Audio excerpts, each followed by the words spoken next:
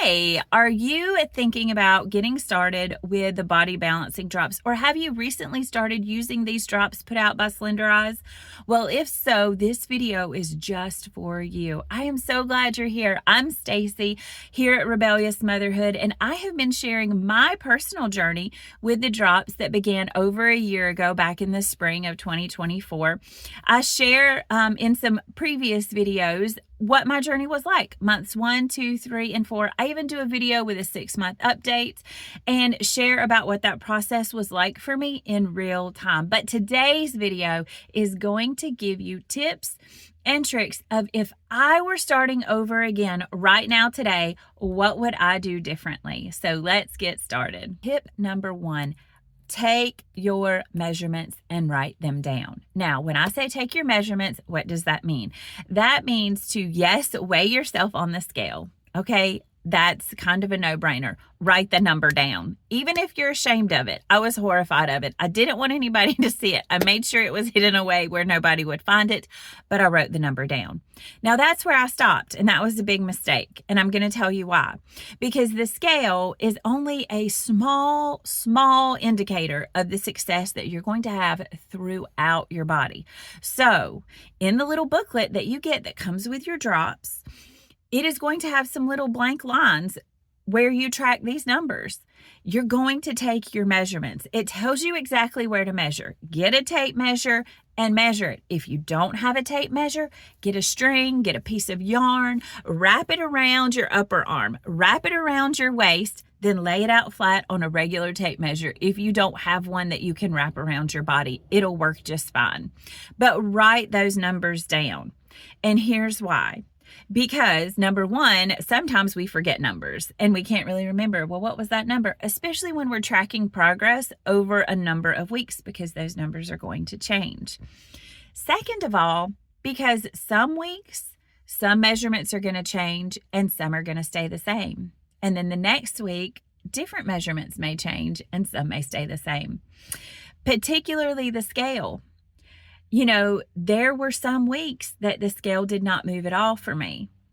If I had taken my measurements with a tape measure, I would have seen that I was losing inches. Now, luckily, I could feel the difference in my clothes and I could see the difference in my clothes. But if I could go back in time and start over, I would definitely have written those numbers down, because then I wouldn't just be able to say, you know, over 4 months, I lost 40 pounds. I could also tell you how many inches. And let me tell you something.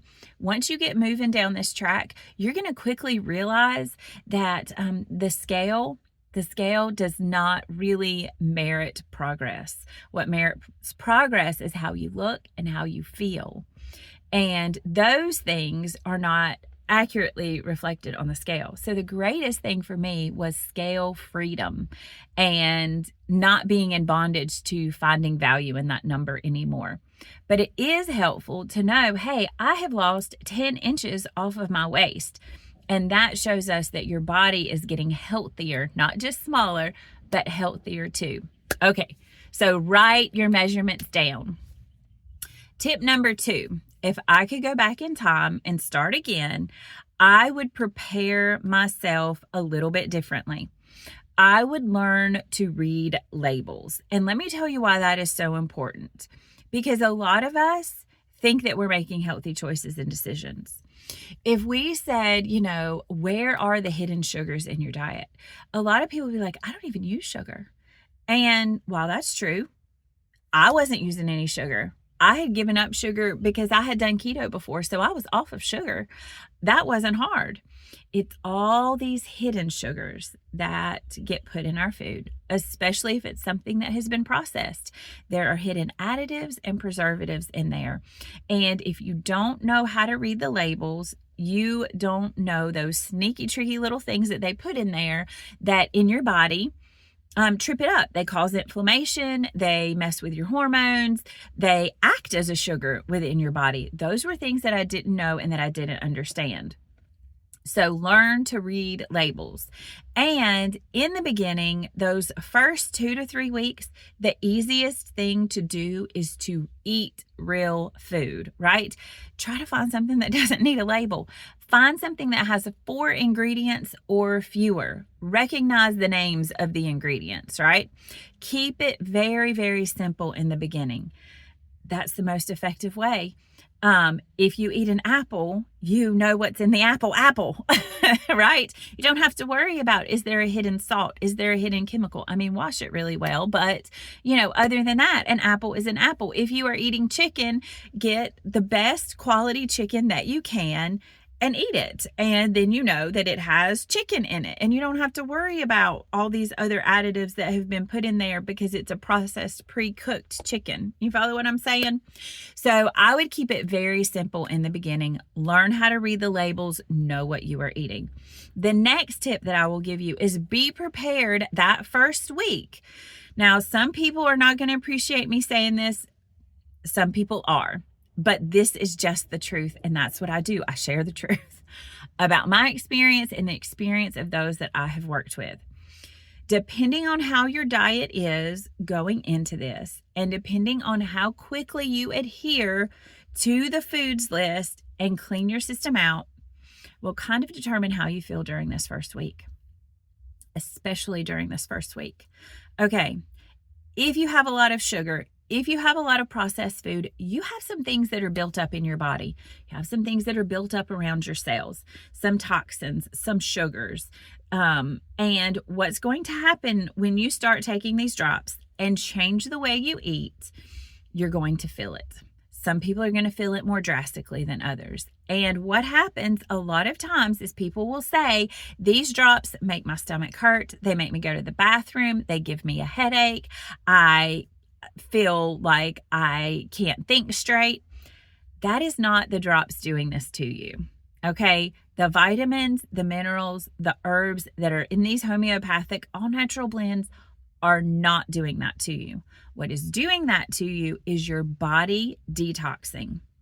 The same way when we have friends that have tried to quit smoking or have had to go through a detox program for alcohol or drugs or anything else, when you are quitting something, when you are detoxing from something in your body that you have been giving your body for a long time, you feel it. So that going to the bathroom, that's getting the junk out of your system, right?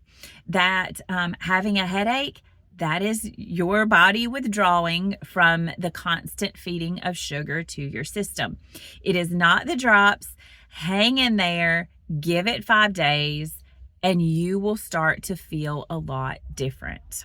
So here's the next tip that's really going to seem like a no-brainer. Drink lots of water, because when you drink that water, you are flushing all of those toxins out of your body faster. You are going to feel better in fewer days the sooner that you get cleaned out. And drinking lots of water is definitely a key to that. My next general tip is, and this can vary depending on your goals, but it's pretty standard for most people when they're getting started and they don't really know what their goals are just yet, is eat more protein than you think you need. Okay? We've kind of got an idea in our head, it would seem, of what a serving of protein is. What I find most of the time is people actually need a serving and a half, because a lot of us, especially women, are not getting enough protein in our diets. We're just not. So if you get a good healthy protein, I would suggest eat more like 6 to 8 ounces of it, especially in the beginning, to get that protein back in there. Now, this does a couple of things for you. Number one, having that protein in there, your body breaks it down slower. So it is going to help you feel full and satisfied. That's going to fight cravings with or without the drops, okay? That's just a good health practice. Number two, it is going to help you not lose muscle. When you are in a time of cleansing and detox and weight loss, we want you to lose fat. We do not want you to lose muscle. You need that muscle to move your skeleton around, to support your organs, and to be healthy and strong as you are aging for a good, happy, healthy life. So that is also important for your muscles. So if you do that in the beginning, that is my number one focus, is at mealtime, eat a portion and a half. Eat more than you think that you need in protein. It is going to help fill you up, feel full longer, and keep you satisfied, okay? My next tip is going to be a little bit of a challenge because people don't want to believe me when I say this, but it truly is the heart of my entire YouTube channel, Rebellious Motherhood, which is letting go of the things that we have been taught to embrace the things that may serve us better. Okay. So here's the thing. Usually when somebody is around somewhere between weeks 4 and 6, okay, they've had success. They've lost some pounds on the scale. They can even tell a little bit in their clothes. They've gotten down the process of taking the drops with consistency, and they're feeling pretty good. And then they think, you know what? I'm going to speed this along. I'm really going to do my part. I'm going to buckle down. And what do? Their protein portion size gets smaller. They go back to the 4 ounces. Then all of a sudden their vegetables are like, oh, I'm just going to have a little side salad and I'm have a little bit of broccoli and that'll probably be good. I'm going to get it to 1,000 calories a day and I'm going to get to my goal a lot faster. And they self-sabotage because listen to me, guys, this was so hard to understand, but Dr. Crystal is a good teacher and I get it. I did this to myself too. I saw a little hiccup in my progress because I was going to help boost things along. I followed what I always knew, which was less calories, right? Did you know that you can be 250 pounds and on the cellular level be in starvation mode? I know it sounds crazy and I know it's hard to embrace, but when we come in and cut those calories, we throw our body for a loop and it says, hey, I might not get what I need, so I'm going to hang on to everything that I have. And suddenly your weight loss stalls and then your cravings come back because your body is hungry and it does need something. So it's very important when we say a minimum of 1,200 calories, that means that's the very bottom that someone needs. Now, if you're someone who works out, you need to replace those calories. So if you go to the gym and you burn 600 calories or you walk your neighborhood and you're burning 400 calories, you better put those calories back in your body if you want to continue your progress. We've already talked about making sure you have enough protein. Eat more protein than you think you need. If you see a stall, if you feel hungry, then you need to add a snack. You should never just be like, oh, I'm starving. It's good to hear hunger cues. It's good to know at mealtime that your body is ready to eat. However, we should never be like, oh, I got to have something right now to eat. I'm so hungry. You need to make sure that you are getting plenty of healthy fats. That's another key to pushing off those cravings and feeling satisfied. And what does that look like? That means using avocado oil or coconut oil when you're cooking and making things. Having a snack. I love to eat like hard-boiled eggs as a snack. It's a good, healthy fat. You can have some pecans and almonds. And depending on what time of day it is, you can have an apple with some almond butter or celery with almond butter. That is a great way to satisfy those cravings to get the healthy fats in. Avocados along with your hard-boiled eggs.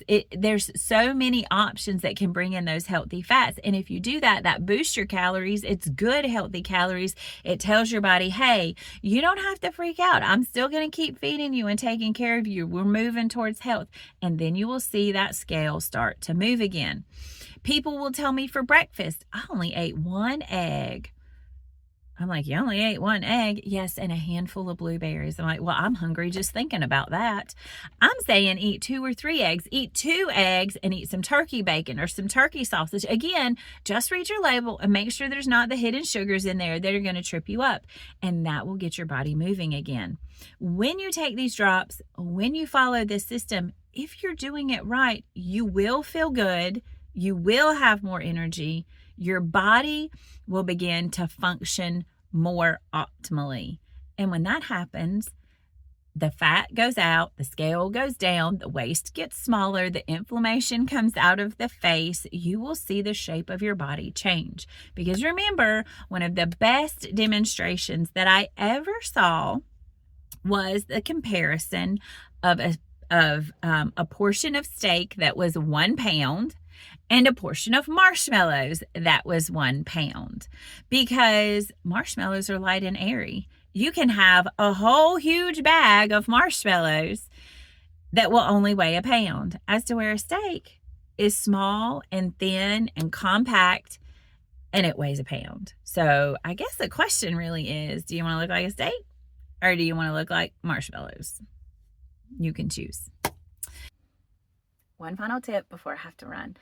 That is, find your community. Now, some of you probably have an in-person contact that you can be in community with, the person you got the box of drops from.